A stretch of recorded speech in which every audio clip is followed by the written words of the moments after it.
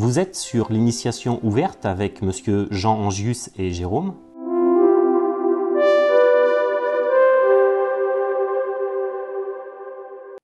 Vous êtes connu sur YouTube pour aborder fréquemment un sujet qui est cher à nos abonnés.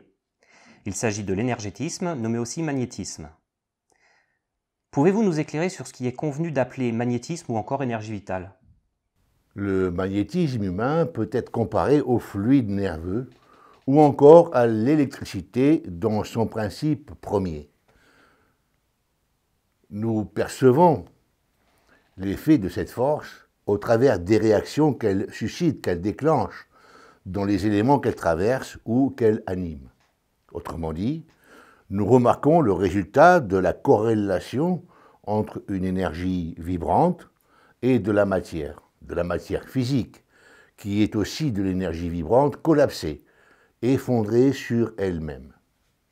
Donc, nous pourrions généraliser en disant que l'énergie ondulatoire ou force vitale anime d'un mouvement les choses qu'elle traverse.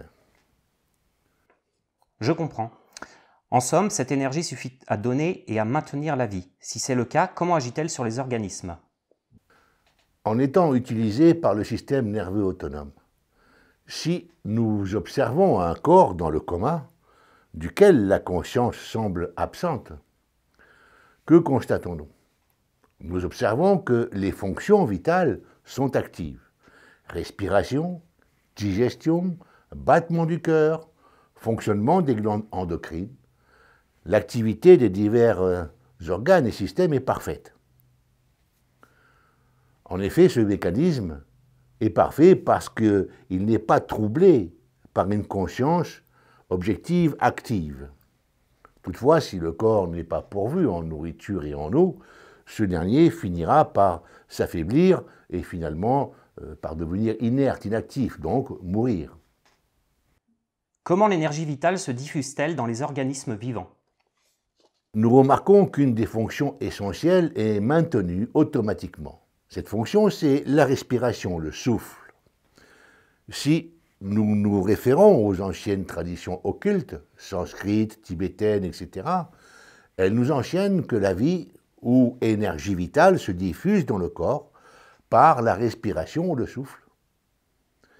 Les personnes qui pratiquent des arts martiaux connaissent très bien ce principe et l'appliquent dans l'utilisation du kimé, du chi, force vitale.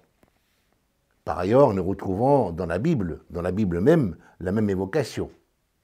L'Éternel Dieu forma l'homme de la poussière de la terre, il souffla dans ses narines un souffle de vie et l'homme devint un être vivant. Chapitre 2, verset 7. Ce souffle de vie est probablement ce que nous nommons énergie vitale. Énergie qui est diffusée dans l'organisme à travers la respiration. Voilà pour ce qui est de l'apport en énergie vitale. Pouvez-vous apporter plus de précision sur l'utilité de l'énergie vitale? Revenons à notre personnage dans le coma. Dans cet état, le corps est pourvu en énergie vitale automatiquement par la respiration, par la voie du système végétatif qui assure l'apport en oxygène. Il permet le maintien de l'homéostasie interne de l'organisme. Ce qui pourrait faire penser qu'il y a une sorte de programme ou de conscience particulier qui sait exactement ce qu'il faut faire pour le bon fonctionnement de l'organisme. Alors un exemple, lors d'une blessure ou d'une maladie, en règle générale, le rétablissement s'effectue sans intervention de la conscience objective. En effet, dans la plupart des cas, l'intervention extérieure n'est pas nécessaire. On entend souvent que cette énergie peut être perturbée quant à son fonctionnement. Qu'est-ce qui peut déstabiliser l'activité de l'énergie vitale? Le premier élément se trouve dans les croyances. Les croyances déterminent des sentiments qui, eux-mêmes, activent des émotions. L'énergie vitale est sous dépendance des émotions. Elle vibre au rythme imposé par l'agitation due aux émotions. Les émotions spontanées, liées à la protection et à la survie, permettent de conserver la vie. Elles sont instinctives et salvatrices. Oui, Oui, cependant, ces mêmes émotions, entretenues par des pensées toxiques et nocives, sont un danger. Sont un danger pour la santé des personnes qui entretiennent ce genre d'attitude. En effet, l'énergie vitale détournée pour calmer les émotions n'est pas disponible pour le bon fonctionnement du reste du corps. Donc il en résulte une fatigue et des dysfonctionnements organiques et systémiques. Est-il correct de penser que ce n'est pas l'inconscient qui est perturbateur, mais bien la conscience objective qui, en actualisant des pensées nuisibles avec leur cortège d'émotions douloureuses, perturbe le fonctionnement de l'énergie vitale? Exact, oui. Nous savons que la répétition d'une action ou d'une pensée conditionne l'inconscient à réagir comme pour la conduite d'une voiture, comme pour l'habitude de fumer, par exemple. Ce n'est pas l'inconscient qui décide de détruire l'organisme en fumant. Les personnes le font en utilisant la conscience objective et en répétant le geste, ils obligent l'inconscient à s'adapter à la nouvelle situation. Les pensées et comportements issus de pensées toxiques poussent l'inconscient à réagir par habitude. Les personnes se conditionnent elles-mêmes.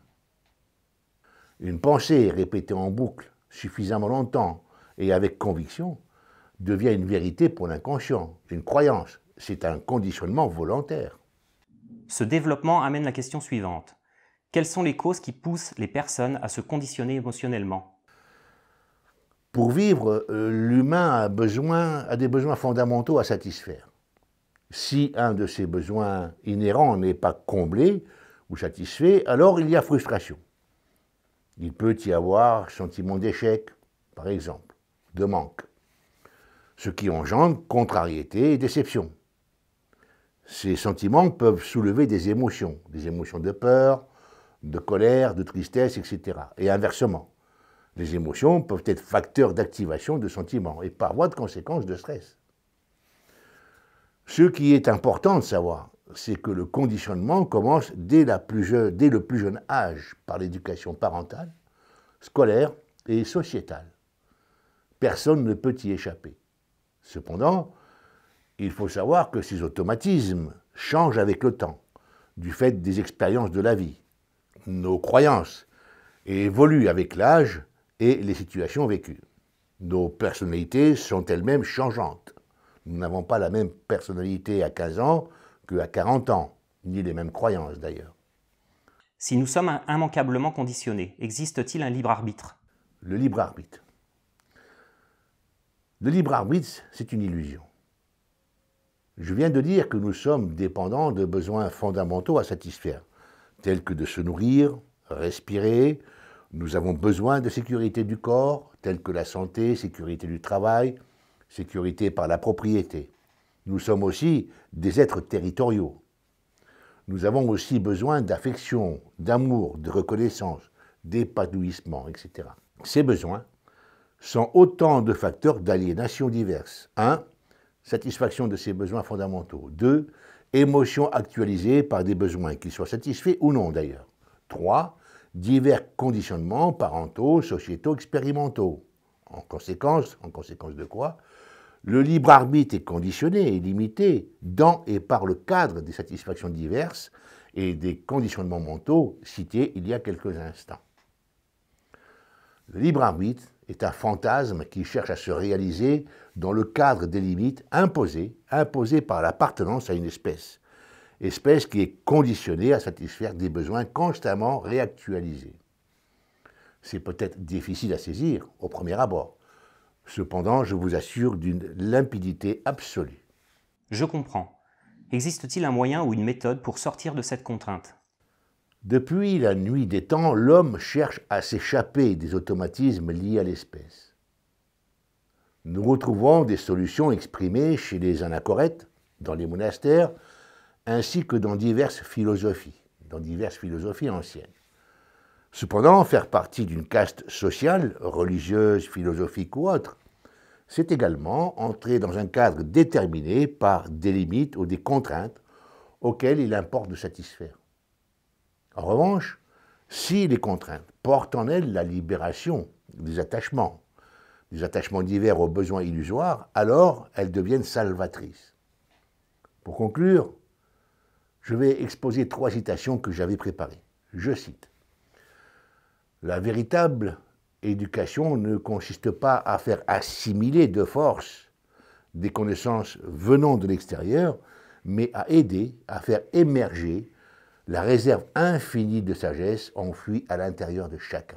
Ce texte est tiré de Rabindranath Tagore. Deuxième citation. Celui qui regarde à l'extérieur rêve. Qui regarde à l'intérieur s'éveille. Carl Jung. Troisième citation. L'homme qui a éteint la flamme de tout désir animal, qu'il a surmonté la personnalité et la croyance à l'existence d'un ego ou d'une âme, qu'il a évolué au-delà de l'état humble de l'humanité, qu'il s'est conquis et a conquis le monde, qui a dissipé l'ignorance, alors le nirvana pourra être réalisé et compris. Le yoga secret. Fin de citation. D'autres avant nous ont pensé et cherché. D'autres après nous penseront et chercheront. Toutefois, c'est en nous que réside la réponse unique. Merci Monsieur Anjus de ces explications encore une fois très claires et pertinentes. Hors micro, vous avez accepté de renouveler cette expérience très enrichissante pour les personnes encore peu nombreuses qui nous suivent. Merci aux youtubeurs qui ont passé ce temps à visionner cette vidéo. Si vous aimez ce monde initiatique, merci de faire connaître ces vidéos pour porter un regard différent sur le monde.